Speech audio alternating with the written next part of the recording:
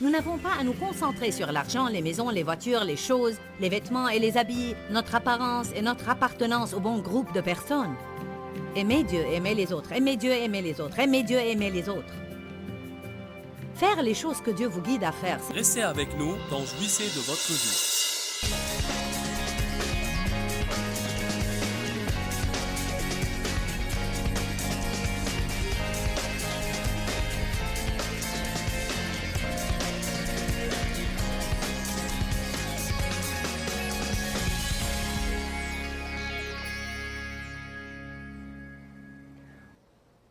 Comment nos cœurs ont besoin d'être brisés devant Dieu.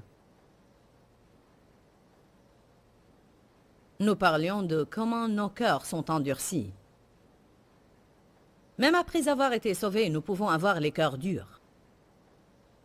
Vous savez, j'ai été abusée dans mon enfance et maltraitée par un grand nombre de personnes et j'ai développé un cœur dur. Parfois, les gens auront les cœurs endurcis parce qu'ils ne veulent plus être blessés. Mais quand j'ai commencé à étudier la parole de Dieu et j'ai voulu être le genre de chrétien que Dieu voulait que je sois, j'ai trouvé que j'avais du mal à être clémente et à vivre selon l'amour parce que mon cœur était endurci. J'ai trouvé que j'avais du mal à pardonner aux autres et que j'avais du mal à ne pas avoir de la rancune. Alors Dieu avait à faire un grand travail en moi.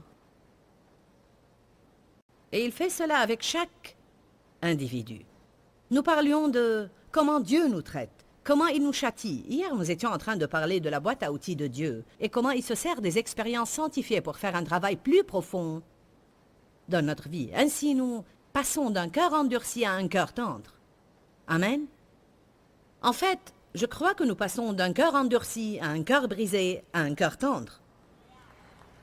D'un cœur endurci à un cœur brisé à un cœur tendre. Avoir le cœur brisé n'est pas quelque chose de négatif.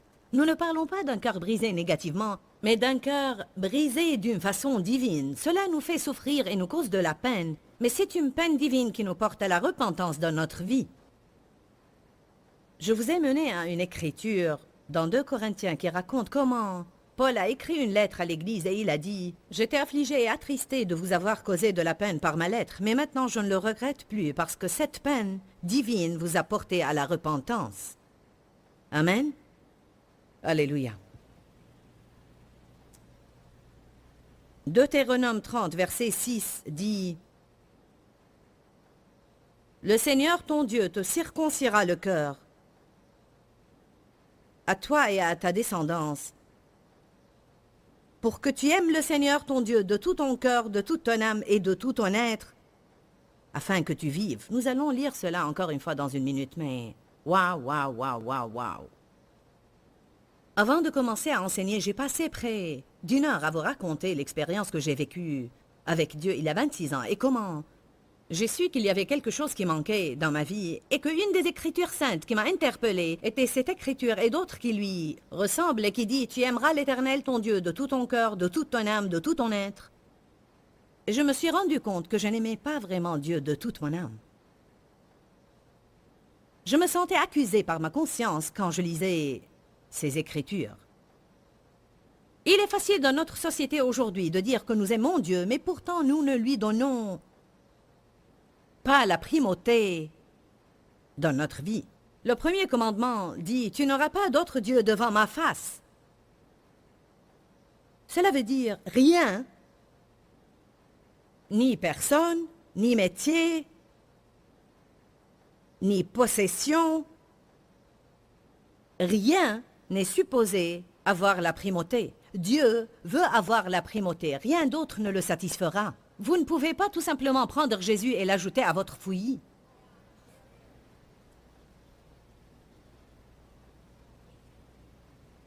La Bible dit dans Matthieu 6, 33, « Si vous vivez en accord avec cette seule écriture, elle changera votre vie. Cherchez premièrement le royaume de Dieu et sa justice, et toutes ces choses vous seront données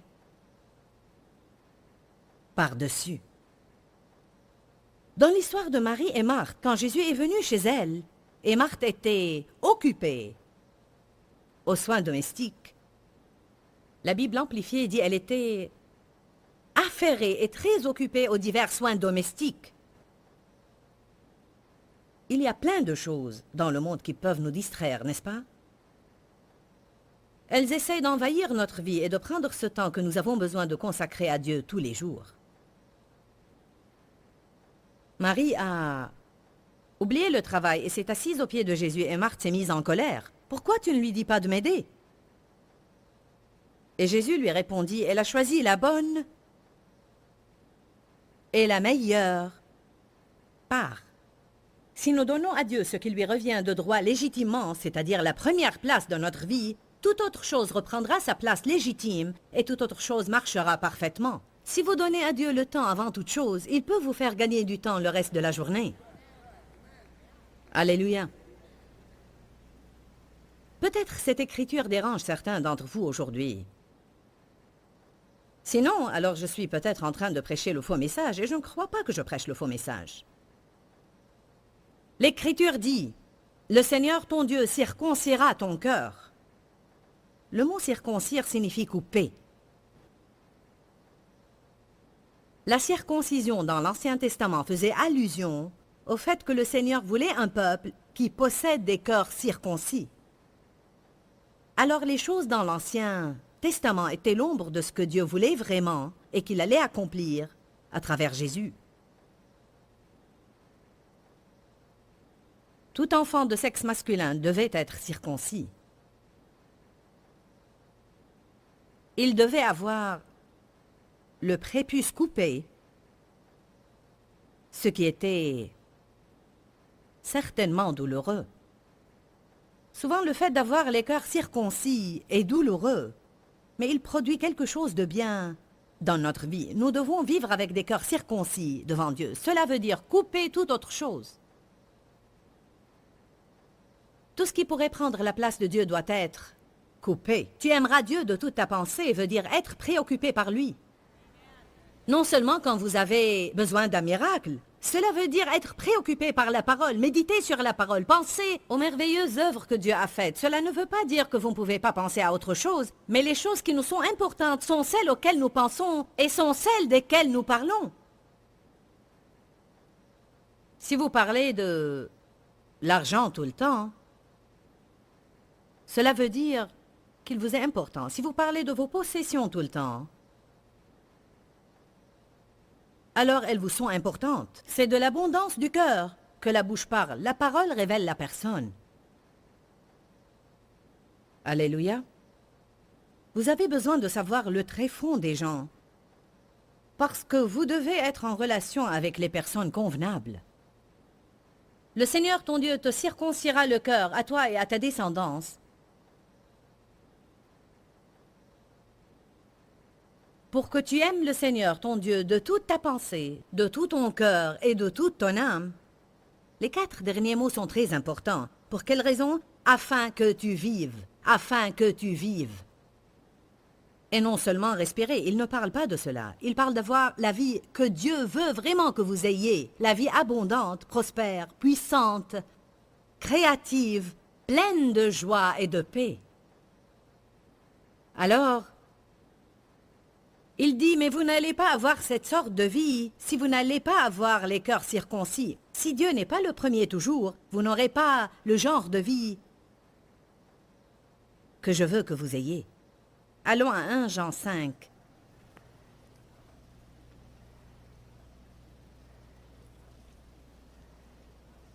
Verset 21. Que sont les idoles à votre avis? Elles sont plus que des statues sculptées devant lesquelles les gens se prosternent. Je peux vous dire qu'il est évident que vous aimez Dieu, sinon vous n'auriez pas été là un samedi matin. Mais il est aussi évident que Dieu savait ce que j'allais prêcher, alors il vous a amené ici car vous avez besoin d'écouter ce que je vais dire. Et je vous conseille d'être vraiment attentif à votre vie, parce qu'il y a tant de choses qui se passent dans le monde aujourd'hui, et il y a tant de choses qui essayent d'évincer Dieu, comme si tout le monde essayait d'éloigner Dieu de tout. Il faut faire attention que les autres choses ne vous envahissent pas et ne prennent pas la première place dans votre vie qui appartient à Dieu. Il faut faire attention de ne pas avoir des idoles. Vous savez, votre maison peut devenir votre idole. Vous pouvez être tellement résolu à faire votre maison paraître comme un lieu touristique. Alors vous pouvez passer beaucoup de temps à décorer, nettoyer et arranger. Décorer, nettoyer et arranger. Inviter des gens chez vous pour les impressionner et nettoyer quand ils partent. Vous pouvez être trop pris par cela. Et ce que les gens pensent de votre maison pourrait devenir une idole pour vous.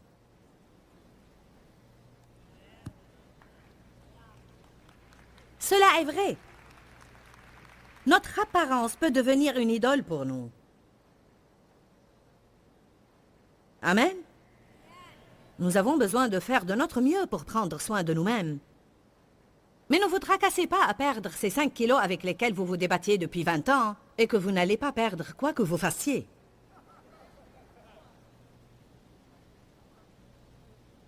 Ne comparez pas votre apparence à celle des autres et ne faites pas de votre beauté une idole. Ne passez pas tout votre temps à vous bichonner, à vous habiller et à vous peinturlurer. Vous savez, c'est pourquoi la Bible dit que ce qui est important pour Dieu est un esprit paisible et doux qui n'est ni anxieux ni tendu. Il ne s'agit pas de se parer d'or, ni de perles, ni d'habits somptueux. Et vraiment, la Bible ne dit pas qu'il y a du mal dans ces choses-là, comme certaines religions voudraient que vous croyiez. Dieu veut que je paraisse belle. Il me regarde tout le temps et je ne veux pas lui faire peur. À vrai dire, j'essaie de m'habiller décemment et je dis au Seigneur plusieurs fois le matin en m'habillant, « Je m'habille pour toi, Jésus. Je veux te représenter d'une façon décente aujourd'hui et je veux m'habiller avec excellence. » Mais vous pouvez dépasser une certaine limite. Les personnes qui se fichent de leur apparence vont vers une extrême, mais il en est de même de ceux qui raffolent de leur apparence. Il faut que tout soit gardé en équilibre. Nous pouvons faire d'une personne une idole. Vous pouvez idolâtrer tellement une personne que vous lui obéissez beaucoup plus que vous n'obéissez à Dieu. Savez-vous qu'il y a des personnes qui vous éloignent de la volonté de Dieu et des personnes qui vous font comprendre clairement que si vous ne faites pas ce que je veux que vous fassiez, alors vous ne pouvez pas être en relation avec moi. Je vais vous rejeter si vous ne faites pas ce que je veux que vous fassiez, et ces personnes peuvent vous empêcher d'accomplir la volonté de Dieu. Alors il faut que vous en arriviez au point où, oui, je veux votre amitié, mais si vous allez m'éloigner de la volonté de Dieu, alors je le choisis à lui.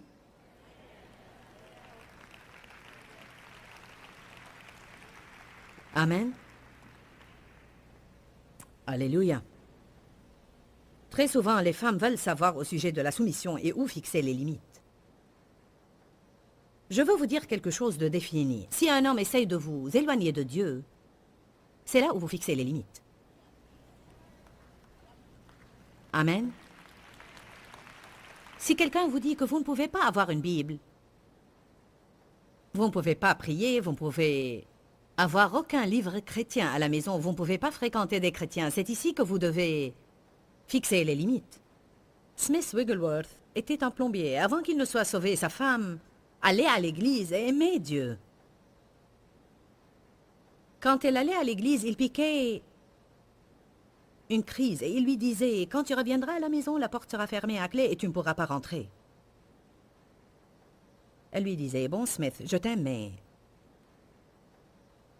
je ne vais pas abandonner le Seigneur. J'ai besoin d'être à l'église. » Une fois, elle y est allée et quand elle est rentrée, la porte était fermée à clé et elle a dormi sur le porche. Et quand il a ouvert la porte le lendemain, il se sentait vraiment... Elle est entrée. Elle lui a préparé le petit déjeuner. « Bonjour Smith, comment vas-tu? »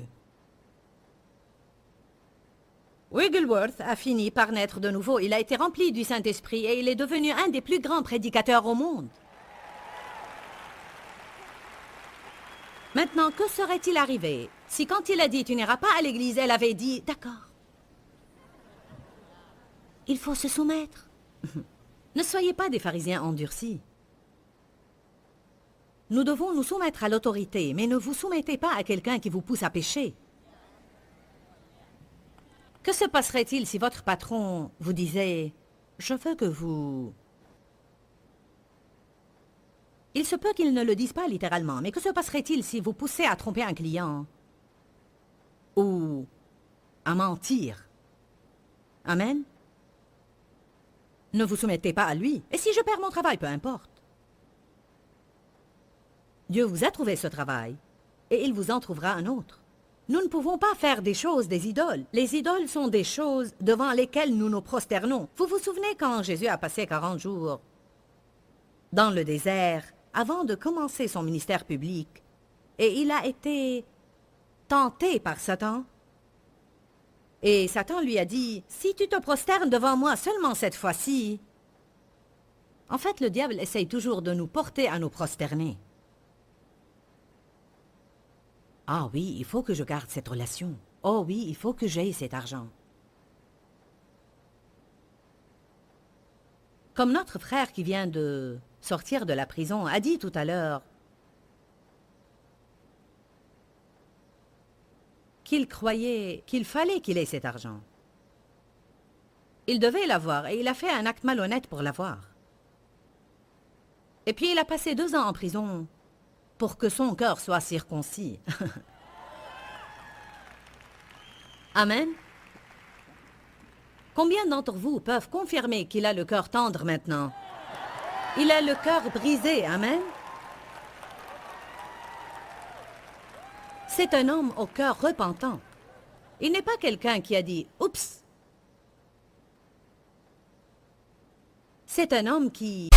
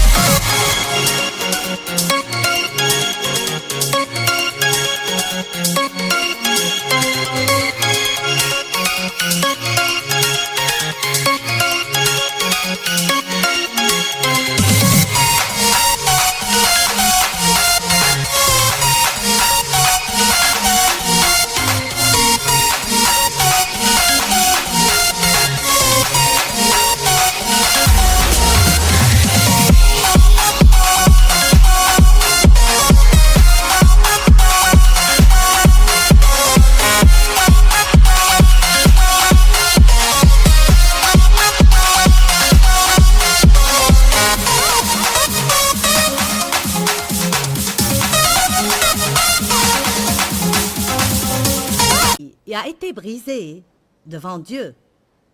Et Dieu ne l'a pas mis en prison exprès pour lui apprendre cette leçon, mais Dieu permettra que des choses malheureuses arrivent dans notre vie pour qu'on en arrive au point où nous pourrons vivre. Afin que vous viviez. Maintenant, cet homme est prêt à avoir une vie. Maintenant, il est prêt à dire non au péché parce qu'il a expérimenté les conséquences du péché. Vous vous souvenez de ce que j'ai lu dans le psaume 119, 6 et 7? Avant d'être affligé, je me suis égaré. Mais maintenant, ce sont tes paroles que j'aime, que j'écoute et que je garde. C'est un homme différent. Pourquoi? Parce qu'il était affligé. Il a été coupé. Il a été circoncis. Coupé! Allez, donnez-moi mes cisailles.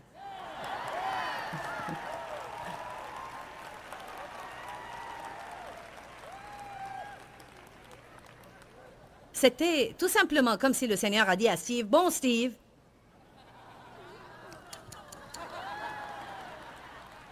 enfermez-le à l'intérieur pendant 1 semaine, de sorte qu'il ne pourra même pas sortir, qu'il ne pourra ni lire, ni faire... »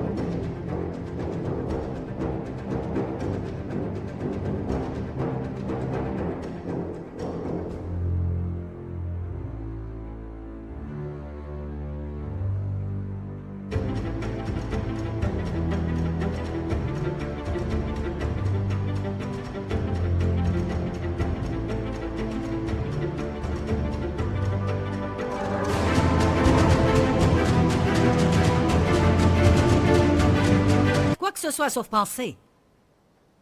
Cela pourrait vous arriver. Il a dit à quelqu'un, « Jetez-moi un livre !» Et il a reçu le livre « Le champ de bataille des pensées » par Joyce Meyer.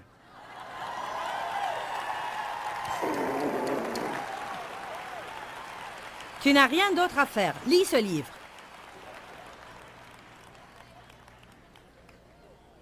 La parole de Dieu nous taille. Les expériences scientifiques que nous avons dans la vie nous taillent. Elles nous font vraiment passer d'un cœur dur à un cœur brisé à un cœur tendre. Je ne crois pas que vous pouvez passer d'un cœur dur à un cœur tendre. Je crois qu'il faut que vous soyez brisés, en quelque sorte. Dieu a à nous confronter dans notre vie. Allons à 1 Jean 5, 21. Petits enfants, protégez-vous des idoles, des faux dieux, de toute chose qui pourrait occuper ou même prendre la place de Dieu dans votre cœur, de tout ce qui pourrait le remplacer et prendre la première place dans votre vie. Amen. Ainsi soit-il.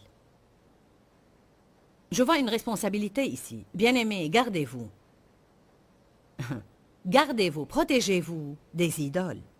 Ce n'est pas étonnant que la Bible dise « Veillez et priez ». Nous ne sommes pas censés veiller sur les autres. Nous sommes censés veiller sur nous-mêmes. Et chaque fois que nous voyons quelque chose qui ne plaît pas à Dieu, nous devons prier et demander à Dieu de nous aider. Tu aimeras le Seigneur ton Dieu de tout ton cœur, de toute ton âme, de toute ta pensée et de tout ton être. Tu aimeras ton prochain comme toi-même. De ces 2 commandements dépend toute la loi et tous les prophètes. Si nous pouvons nous concentrer à aimer Dieu et aimer les autres, aimer Dieu et aimer les autres, aimer Dieu et aimer les autres, oh, la vie sera très belle. Nous n'avons pas à nous concentrer sur l'argent, les maisons, les voitures, les choses, les vêtements et les habits, notre apparence et notre appartenance au bon groupe de personnes. Aimer Dieu et aimer les autres, aimer Dieu et aimer les autres, aimer Dieu et aimer les autres. Faire les choses que Dieu vous guide à faire, ces 2 commandements doivent occuper la priorité dans votre vie. Je répète, tu aimeras le Seigneur, ton Dieu, de tout ton cœur, de toute ton âme. Votre âme inclut vos pensées, votre volonté et vos émotions. Aimez Dieu de toute votre volonté, en soumettant votre volonté à la sienne. Vous aimez Dieu de toute votre volonté. Je mets ma volonté sous la direction de ta volonté. Vous aimerez Dieu de toute votre pensée en pensant tout le temps à lui, en ne permettant pas aux choses dégoûtantes et malveillantes de remplir vos pensées. Ne pensez pas à des choses auxquelles vous ne devriez pas penser. En laissant le diable vous dire que tant que les choses se limitent à vos pensées, ce n'est pas un problème. Là où la pensée va, l'homme la suivra. Si vous laissez les choses dans vos pensées, un jour vous allez les suivre. Et tu aimeras Dieu de toutes tes émotions. C'est exactement pourquoi il faut que nous soyons plus expressifs dans nos louanges et nos adorations. J'ai le don de crier, alors je dois pousser vers Dieu des cris de joie. Dieu a mis un rythme dans mon corps, la capacité d'applaudir. Il m'a donné la capacité de lever les mains et le louer. La Bible dit 7 fois par jour, vous devez lever des mains innocentes vers Dieu. N'adorez pas Dieu comme si vous êtes mort comme ça.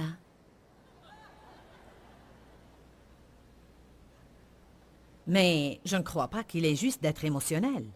Vous êtes émotionnel à d'autres occasions. Vous êtes émotionnel dans les matchs de football et de basketball et quand vous êtes en colère. Vous vous énervez quand une voiture vous barre la route sur l'autoroute. Pourquoi on peut éprouver des émotions dans tout domaine de notre vie, sauf en ce qui concerne notre relation avec Dieu? Je suis émotionnel au sujet de Jésus. Je suis très émotionnel au sujet de Jésus.